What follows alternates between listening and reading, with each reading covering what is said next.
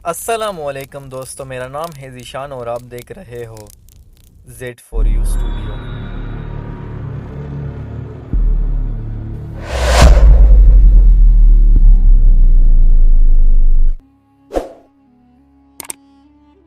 खाना काबा या बैतुल्लाह मस्जिदुल हराम के वसत में वाक़या एक इमारत है जो मुसलमानों का किबला है, जिसकी तरफ रुख करके वो इबादत किया करते हैं।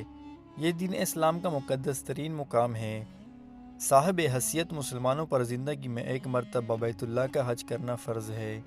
इब्राहीम अलैहिस्सलाम का कायम करदा बैतुल्लाह बग़ैर छत के एक मुस्ततिल नुमा इमारत थी, जिसके दौरान दोनों तरफ दरवाजे खुले थे जो सत्ते ज़मीन के बराबर थे, जिनसे हर हास व आम को गुजरने की इजाज़त थी। इसकी तामीर में 5 पहाड़ों के पत्थर इस्तेमाल हुए थे, जबकि इसकी बुनियादों में आज भी वही पत्थर है जो इब्राहीम अलैहिस्सलाम ने रखे थे। कुरैश ने 604 ईस्वी में अपनी माली मफादात के तहफ़्फ़ुज़ के लिए इसमें तब्दीली कर दी, क्योंकि ज़ायरीन जो नज़र व नियाज़ अंदर रखते थे वो चोरी हो जाती थी। कुरैश ने बैतुल्लाह की शुमाल की तरफ 3 हाथ जगह छोड़कर इमारत को मुकाबनुमा यानी काबा बना दिया था। वजह ये बताई जाती है कि रुपए पैसे की कमी थी, क्योंकि हक़ व हलाल की कमाई से बैतुल्लाह की तामीर करनी थी और ये कमाई ग़ालिबन हर दौर में कम रही है। लेकिन उन्होंने इस पर छत भी डाल दी ताकि ऊपर से भी महफूज रहे। मगरिबी दरवाज़ा बंद कर दिया गया, जबकि मशरिकी दरवाजे को ज़मीन से इतना ऊंचा कर दिया गया कि सिर्फ ख़ास ही कुरैश की इजाज़त से अंदर जा सकेंगे। अल्लाह ताला के घर को बड़ा सा दरवाज़ा और ताला भी लगा दिया गया, जो मुक़द्दर खल्क़ों के मजाज और सोच के ऐन मुताबिक है।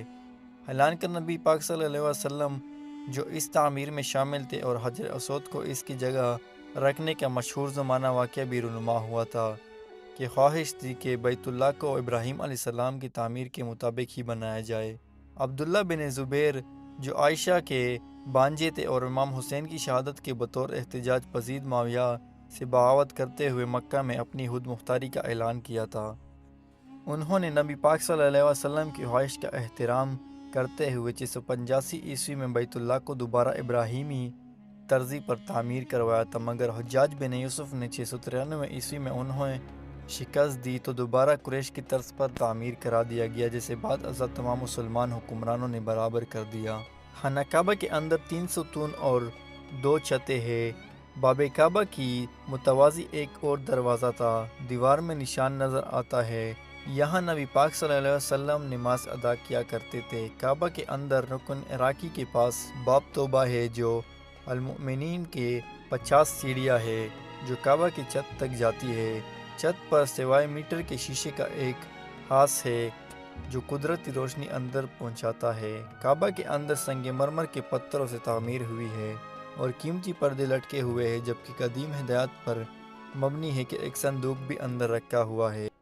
काबा की मौजूदा इमारत की आखिरी बार 1996 में तामीर की गई थी और इसकी बुनियादों को नए सरिये से भरा गया था। काबा की सतह मताफ से तकरीबन 2 मीटर बुलंद है, जबकि ये इमारत 14 मीटर ऊंची है।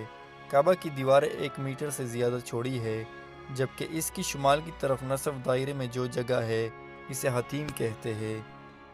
इसमें तामीरी इब्राहीमी के 3 मीटर जगह के अलावा वो मुकाम भी शामिल है जो इब्राहीम ने हाजरा और इस्माइल अलैहिस्सलाम के रहने के लिए बनाया था, जिसे बाब इस्माइल कहा जाता है।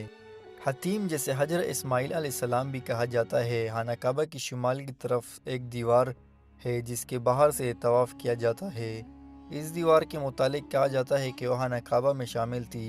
हतीम की ऊंचाई 30 इंच 90 सेंटीमीटर है और चौड़ाई 1.5 मीटर 4.9 फीट है।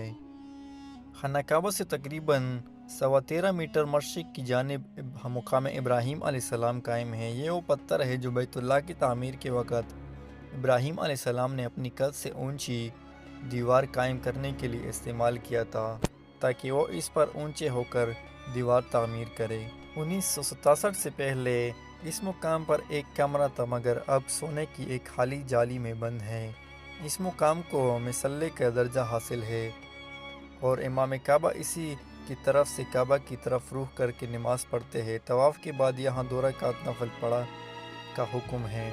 काबा के जनूबी मशरिक़ रुकन पर नस्ब तकरीबन 2.5 फीट कतरी کہ چندی میں مڑے ہوئے مختلف شکلوں کی 8 چھوٹے چھوٹے سیاہ پتھر ہے، جن کے بارے میں اسلامی عقیدہ ہے کہ تعمیر ابراہیم علیہ السلام کے وقت جنت سے جبرائیل علیہ السلام لائے تھے، اور بعد از تعمیر قریش کے دوران میں نبی اکرم صلی اللہ علیہ وسلم نے اپنی دست مبارک سے اس جگہ نصب کیا تھا اور ایک بہت بڑے فساد سے قوم کو بچایا تھا،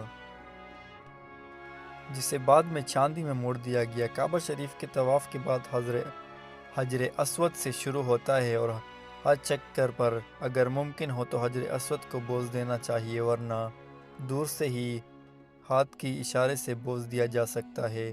حج کے دنوں میں ہر کسی کو اس مقدس پتھر کو بوس دینا یا اسلام کرنا ممکن ہو پاتا ہے۔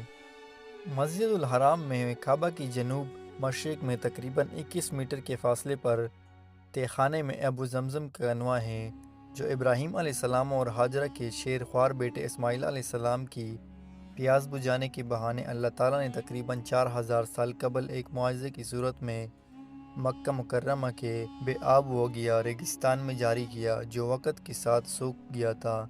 نبی پاک صلی اللہ علیہ وسلم کی دادا عبد المطلب نے اشارہ خداوندی سے دوبارہ کھودا، جو آج تک جاری و ساری ہے۔ اب زمزم کا سب سے بڑا دہانہ حجر اسود کے پاس ہے، جبکہ اذان کی جگہ کا علاوہ صفا و مروہ کے مختلف مقامات سے بھی نکلتا ہے۔ 1953 تک تمام کنویں سے پانی ڈول کے ذریعے نکالا جاتا تھا، مگر اب مسجد الحرام کے اندر اور باہر مختلف مقامات پر اب زمزم کی سبیلیں لگا دی گئی ہے۔ اب زمزم کا پانی مسجد نبوی میں بھی عام ملتا ہے، اور حجاج کرام یہ پانی دنیا بھر میں اپنے ساتھ لے جاتے ہیں۔ نبی اکرم صلی اللہ علیہ وسلم نے ارشاد فرمایا کہ کعبہ کا نام کعبہ اس لیے رکھا گیا کہ یہ دنیا کے وسط میں ہے۔ کعبہ کا نام کعبہ اس لیے رکھا گیا کہ یہ مربع چکور ہے، اور یہ چکور اس لیے ہو گیا ہے کہ یہ بیت معمور کے ٹھیک نیچے ہے، اور وہ چکور ہے، اور بیت المعمور اس لیے چکور ہے کہ وہ عرش کے ٹھیک نیچے ہے، اور وہ چکور ہے، اور عرش اس لیے چکور ہے کہ وہ کلمات جن پر اسلام کی بنیاد ہے وہ 4 ہے۔ بیت اللہ کا نام حرام اس لیے رکھا گیا کہ اس کے اندر مشرکین کا داخلہ حرام ہے۔ بیت اللہ کو عتیق اس لیے کہا گیا کہ یہ غرق ہونے سے بچایا تھا۔ بیت اللہ کو زمین کے بالکل وسط میں اس لیے رکھا گیا کہ اس کے نیچے سے زمین بچائی گئی تاکہ اہل مشرق اور اہل مغرب سب پر اس کا فریضہ حج برابر ہو، اور حجر اسود کو اس لیے بوس دیا جاتا ہے اور مس کیا جاتا ہے تاکہ اس عہد کو جو میثاق میں ان لوگوں سے لیا گیا تھا اللہ تعالیٰ کی بارگاہ میں ادا کر دیا جائے۔